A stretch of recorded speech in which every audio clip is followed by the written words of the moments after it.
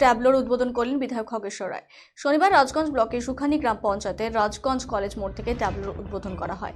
জানা গেছে 12 মার্চ কলকাতা নজরুল মঞ্চ দলের তৃণমূল কংগ্রেসের সর্বভারতীয় সাধারণ সম্পাদক অভিষেক বন্দ্যোপাধ্যায়ের হাত ধরে এই তপশিলি সংলাপ যাত্রার কর্মসূচি শুরু হয়েছে। তপশিলি সংলাপ হলো একটি তৃণমূলের প্রচার কর্মসূচি, যার লক্ষ্য পশ্চিমবঙ্গের তপশিলি জাতির কাছে পৌঁছানো এবং বিজেপি দলিত বিরোধী মতাদর্শ ও নীতির বিপদ সম্পর্কে তাদের সচেতন করা। এই তপশিলি সংলাপ যাত্রায় ট্যাবলোটি প্রতিটি জেলার ব্লকের বিভিন্ন বুথে বুথে গিয়ে ঘুরবে।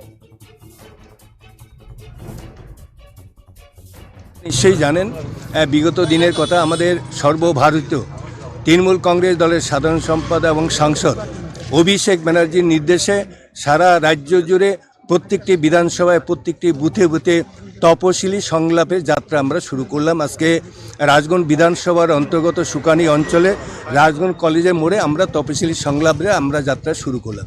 এটার কারণ হচ্ছে, নিশ্চয়ই আপনারা জানেন যে 100 দিনের কাজের টাকা এবং বাংলা আবাস যোজনার টাকা বন্ধ করে দিয়েছে।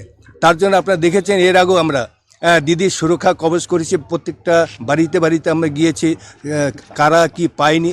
তেমনি তপশিলি সংলাপের মাধ্যমে প্রত্যেকটা বুথে বুথে মানুষের দ্বারে আমরা যাব। যেমন আমি বিধায়ক আছি, তেমনি আমাদের রাজগঞ্জ আজকে এই তপশিলি সংলাপে আমাদের মধ্যে উপস্থিত আছেন রাজগঞ্জ ব্লক তৃণমূল কংগ্রেস সভাপতি অরিন্দম ব্যানার্জি, ডিপিএসসির চেয়ারম্যান লক্ষ্যমণ রায়। তো আমরা সেই তার অপেক্ষায় থাকি না, অনেক আগে থেকেই আমাদের এই প্রচার